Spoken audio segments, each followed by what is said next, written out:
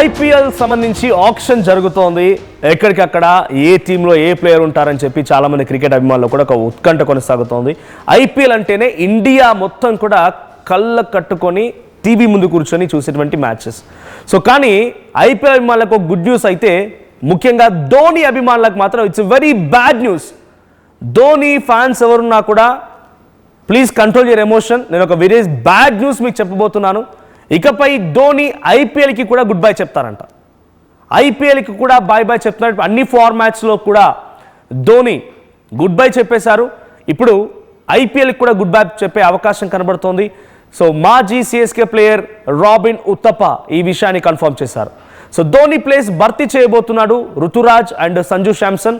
IPL mini వేలంలో కూడా young ప్లేయర్లలోనే CSK కొనుగోలు చేసింది. ఇక రిటైర్మెంట్ తర్వాత సిఎస్కే మెంటర్గా ధోని ఉండే అవకాశం ఉంది. ఇక ధోనిని మనం గ్రీస్లో చూడలేకపోతున్నాం. ఇప్పటికే చాలా మ్యాచెస్ కానీ దూరంగా ఉంటున్నారు. అన్ని ఫార్మాట్స్, టెస్ట్, వన్డే అన్నిటి కూడా ఆయన గుడ్ బై చెప్పేశారు. సో అటువైపుగా ఐపీఎల్లో ఆయన ఆడుతున్నారు కదా అని చెప్పి చాలామంది ఫ్యాన్స్ ఆయన కోసం ఎదురు చూస్తున్న వాళ్ళు ఉండే ఉంటారు. కానీ ఇప్పుడు ఐపీఎల్కి కూడా గుడ్ బై చెప్తున్నారంట. యంగ్ ప్లేయర్స్నే ఇప్పుడు సిఎస్కే ఈ మినీ ఆప్షన్లో హైర్ చేసుకుంది. సో యంగ్ టాలెంటెడ్ ప్లేయర్స్నే మాత్రమే తీసుకుంటున్నారు. సో ఈ సిచ్యువేషన్లో ధోనికి కనుక నిజంగానే గుడ్ బై చెప్తే ధోని ప్లేస్లో సంజు శాంసన్తో పాటుగా రుతురాజ్ ఆయన ఇద్దరు కూడా వచ్చే అవకాశం కనబడుతోంది. ఇద్దరు ధోనికి రీప్లేస్మెంట్గా ఉండే అవకాశం కనబడుతోంది. సో చెన్నై సూపర్ కింగ్స్ జట్టు నుంచి ధోని గుడ్ బై చెప్తున్నారు. మొత్తంగా 16 ఏళ్ల చరిత్రలో వారు ప్లే ఆఫ్స్నకు దూరం అవడం ఇది మూడోసారి. సో ఈ సీజన్లో పేలవ ప్రదర్శన ఇచ్చింది సిఎస్కే చాలా ఘోర పరాజయాన్ని, అంటే కనీసం అసలు ఇది సిఎస్కేనేనా? సిఎస్కే అంటే ఎట్లా ఆడుతుంది, దుమ్ము రేగొట్టేస్తుంది, మొత్తం బాల్ అన్ని బౌండరీ అవుతూనే ఉంటాయని చెప్పి ఎక్స్పెక్ట్ చేసిన అందరికీ కూడా ఇదొక బిగ్గెస్ట్ బ్యాడ్ న్యూస్ అని చెప్పాలి. సో సిఎస్కే లాస్ట్ టైం ఏమాత్రం పర్ఫార్మెన్స్ చేయలేదు. చాలా పేలవమైన ఆటతో ఇట్టే తేలిపోయింది. సో 16 ఏళ్ల చరిత్రలో ప్లే ఆఫ్స్కి దూరం అవ్వడం ఇది మూడోసారి. సో ప్రస్తుత సీజన్లో చెన్నై ఇప్పటివరకు 13 మ్యాచ్లు ఆడితే అందులో కేవలం 3 మాత్రమే గతంలో గెలుపొంది కొంత పెద్ద ఎత్తున తమ ప్రతిభను చూపించగలిగింది. సో మహేంద్ర సింగ్ ఫిట్నెస్ స్థాయిని పరిగణలోకి తీసుకుంటే అతను దాన్ని నిరూపించుకోవడానికి ఆడాలి. కానీ ధోని విశ్రాంతి తీసుకోవాల్సిన సమయం ఆసన్నమైందని జోగీందర్ శర్మ చెప్తున్నారు. సో ధోని కొంత బెటర్గా పర్ఫామ్ చేయలేకపోతున్నాడు, ధోనికి కూడా రెస్ట్ అవసరం అని చెప్పి జోగీందర్ శర్మ అంటున్నాడు. ఆ తర్వాత నేను ధోనితోనైతే ఇప్పటికే రిటైర్మెంట్ ప్రకటించి ఉండేవాడిని, ఒకవేళ నేను ధోనినైతే సంజయ్ బంగర్. సో ఆయన ఏం చెప్తున్నారంటే, ఒకవేళ కనుక నేను ధోని ప్లేస్లో ఉంటే నేను ఇప్పటికే రిటైర్మెంట్ ఇచ్చేవాడిని. సో జట్టులో మార్పు అనేది కంపల్సరీగా అవసరం. సో ధోని రిటైర్మెంట్ తీసుకోవడానికి ఇది సరైన సమయం అంటూ కూడా ఆయన లాస్ట్ టైం సిఎస్కే ఘోర పరాజయాన్ని చవిచూసినప్పుడే సంజయ్ బంగర్ కామెంట్ చేశారు.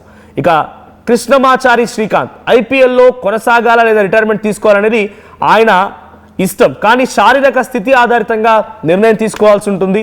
సో కాబట్టి ధోని తన ఫిజికల్ ఫిట్నెస్ని కోల్పోయాడు కాబట్టి, అంటే డైరెక్ట్గా కృష్ణమాచారి శ్రీకాంత్ కామెంట్ ఇది. సో ధోని తన ఫిజికల్ ఫిట్నెస్ కోల్పోయాడు కాబట్టి ఆయన గుడ్ బై చెప్పడం ఉత్తమం అనేది ఆయన చెప్తున్నమాట. ఇక ఏ విషయమో నా శరీరమే చెప్తోంది అని చెప్పి మహేంద్ర సింగ్ ధోని కూడా రియాక్ట్ అయ్యారు. నేను వచ్చే ఐపీఎల్ సీజన్లో ఆడాలా లేదా అనే విషయం నా శరీరమే నాకు చెబుతోంది, నా ఫిజికల్ ఫిట్నెసే నాకు చెప్తుంది అనేది గతంలోనే ధోని చేసిన కామెంట్స్. నేను చెప్తున్నామని కూడా గతంలో ఎవరెవరు ఏ కామెంట్ చేశారనేది. అయితే ఈసారి ధోని ఐపీఎల్ సీజన్లో లేకపోవచ్చు, లేడు, ఇక రాడు అనేటువంటి వార్తలే ప్రధానంగా చర్చ జరుగుతున్నది. So CSK Ruturaj and Sanju Samson లాంటి వారిని హైర్ చేసుకొని వారిని ధోని ప్లేస్లో రీప్లేస్ చేయాలని ఆలోచిస్తుందన్నట్టుగా తెలుస్తోంది. సో చాలామంది సంజయ్ బంగర్, కృష్ణమాచారి శ్రీకాంత్ అండ్ మరికొంతమంది సెలబ్రిటీలు, క్రికెట్ స్టార్లు, జోగిందర్ శర్మ అండ్ ఇంకొంతమంది కూడా ఈ విషయం పైన కామెంట్ చేస్తుండడం మనం రీసెంట్ డేస్లో చూసాం.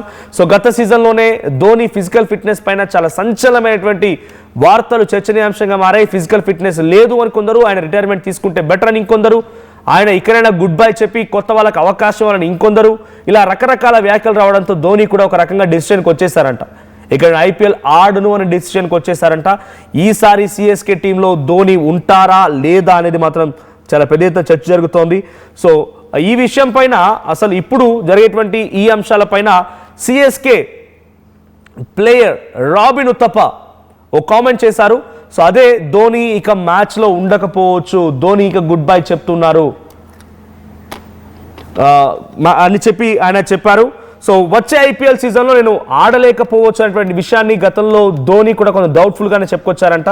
సో ప్రస్తుతం ఐపీఎల్ సీజన్ తర్వాత, అంటే గతంలో జరిగిన ఐపీఎల్ సీజన్ తర్వాత 6 నుంచి 8 నెలల సమయం ఉంటుంది. అప్పుడు నేను కనుక ఫిజికల్గా ఫిట్ అయితే ఓకే, నేను ఆ స్ట్రెస్ని తట్టుకోగలుగుతున్నాను అనుకుంటే ఓకే, లేదు అని అంటే గుడ్ బై ఇక. సో 2008లో ధోని ఐపీఎల్లోకి ఎంట్రీ ఇచ్చాడు. అప్పటి నుంచి ఇప్పటి వరకు 277 మ్యాచ్లు ఆడాడు. 5439 స్కోర్ చేశాడు ఆయన. సో దాంట్లో వ్యక్తిగతంగా అత్యధిక స్కోర్ ధోని చేసిన దాంట్లో ఈ సీజన్ మొత్తం అంటే ఐపీఎల్ హిస్టరీలోనే 87 ఆయన హైయెస్ట్ స్కోర్. సో 24 హాఫ్ సెంచరీలు చేశాడు, 375 ఫోర్స్ అంటే 375 ఫోర్లు కొడితే 264 సిక్స్లు కొట్టాడు. సో స్ట్రైక్ రేట్ వచ్చేసి 135.17. సో ప్రజెంట్ మీరు విజువల్స్లో చూస్తున్న దాంట్లో ఆప్షన్లో సిఎస్కే ఎవరెవరిని హైర్ చేసుకుంది అనేది. సో కార్తిక్ శర్మ 14 కోట్లు, ప్రశాంత్ వీర్ 14 కోట్లు, ఇద్దరికి సరి సమానంగా వారిద్దరిని హైర్ చేసుకున్నారు. సో వీరిద్దరే సిఎస్కేలో ఒక మంచి ప్లేయర్స్, బ్యాట్స్మెన్గా రాణిస్తున్నవారు. సో రుతురాజ్ అండ్ సంజు శాంసన్స్ని ఇద్దరిని హైర్ చేసుకొని సిఎస్కే ధోని ప్లేస్లో రీప్లేస్ చేయాలనుకుంటోంది. మరి ధోని అంటే డెఫినెట్గా ప్రపంచవ్యాప్తంగానే అభిమానులు ఉన్నారు, ఏ దేశమైనా సరే వ్యక్తిగతంగానే అభిమానులు ఉన్నారు. అటువంటిది ఈ కొత్త ప్లేయర్స్ లేదంటే ఆయన స్థానంలో ఎవరు వచ్చినా కూడా ఆ స్థాయిలో పర్ఫార్మెన్స్ చూపించగలుగుతారా, టీంని ఆ స్థాయిలో హ్యాండిల్ చేయగలుగుతారా? టీమిండియా క్రికెట్ కెప్టెన్గా ధోని డెఫినెట్గా ఫర్ ఎవర్ ఆయన ఒక బ్రాండ్ అది. సో ఎవరు ఎంత పర్ఫామ్ చేశారనే విషయం పక్కన పెడితే Dhoni is a brand. So ఆ బ్రాండ్ని రీప్లేస్ చేయడానికి ఈసారి సిఎస్కేలో ఎవరు రంగంలోకి దిగుతారో చూడాలి. సో ప్రజెంట్ ధోని ఫ్యాన్స్కి మాత్రం it's a very bad news. So ఆయన చెప్పినారు గత సీజన్లోనే నేను మళ్ళీ నెక్స్ట్ సీజన్ స్టార్ట్ అవ్వడానికి ఒక 6 to 8 months టైం ఉంది, ఆ టైం కల్లా నేను రీప్లేస్ చేసి నా ఫిజికల్ ఫిట్నెస్ని నేను గెయిన్ చేసుకోగలిగితే ఓకే, లేదంటే మాత్రం నేను గుడ్ బై చెప్తాననే మాటని డౌట్ఫుల్గా ఆయన కూడా చెప్పుకొచ్చారట. మరి ఆయన ఉంటారా లేదా అని చూడాలి. బట్ ధోని ఫ్యాన్స్గా మీ అభిప్రాయం ఏంటి కామెంట్ చేయండి.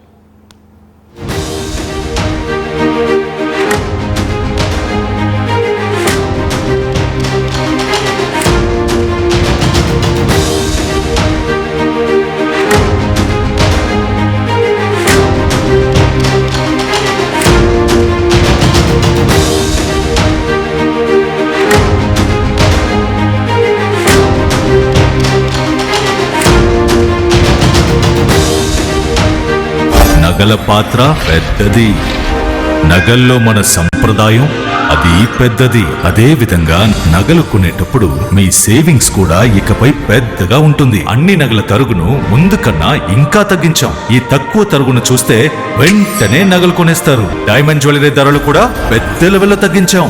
ఇకపై అందరూ డైమండ్ జ్యువెలరీ కొనుక్కోవచ్చు. ఏ ఆఫర్లోనూ పక్కదారి పట్టకండి. ఇక్కడికొచ్చి కంపేర్ చేస్తేనే తెలుస్తుంది మీకు ఎంత పెద్దగా డబ్బులు ఆదా అవుతుందో అని. ఈ తరుగు కన్నా ఎక్కువ ఇస్తే మీరు కష్టపడి సంపాదించిన డబ్బు వృధా చేసినట్టే.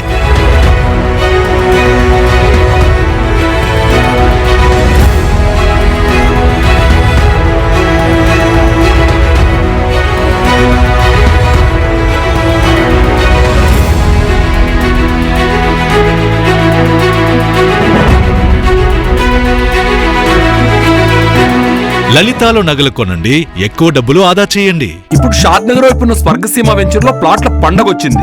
నూతన వెంచర్ అమేయ రూపంలో అప్రూవ్డ్ ప్లాట్లు, resort facility, reasonable price. Swargaseema వారి నూతన వెంచర్ అమేయ. జలుబు, తలనొప్పి, మోకాళ్ళ నొప్పులు మరియు నడుము నొప్పి వీటన్నిటికీ ఒక ఆయుర్వేద ఉపశమనం శాస్త్రీబామ్. నగల సామ్రాజ్యం పెద్దది, మన వేడుకల్లో నగల పాత్ర పెద్దది. నగల్లో మన సంప్రదాయం అది పెద్దది. అదే విధంగా నగలు కొనేటప్పుడు మీ సేవింగ్స్ కూడా ఇకపై పెద్దగా ఉంటుంది. అన్ని నగల తరుగును ముందు కన్నా ఇంకా తగ్గించాం. ఈ తక్కువ తరుగును చూస్తే వెంటనే నగలు కొనేస్తారు. డైమండ్ జ్యువెలరీ ధరలు కూడా పెద్ద లెవెల్లో తగ్గించాం. ఇకపై అందరూ డైమండ్ జ్యువెలరీ కొనుక్కోవచ్చు. ఏ ఆఫర్లోనూ పక్కదారి పట్టకండి. ఇక్కడికొచ్చి కంపేర్ చేస్తేనే తెలుస్తుంది మీకు ఎంత పెద్దగా డబ్బులు ఆదా అవుతుందో అని.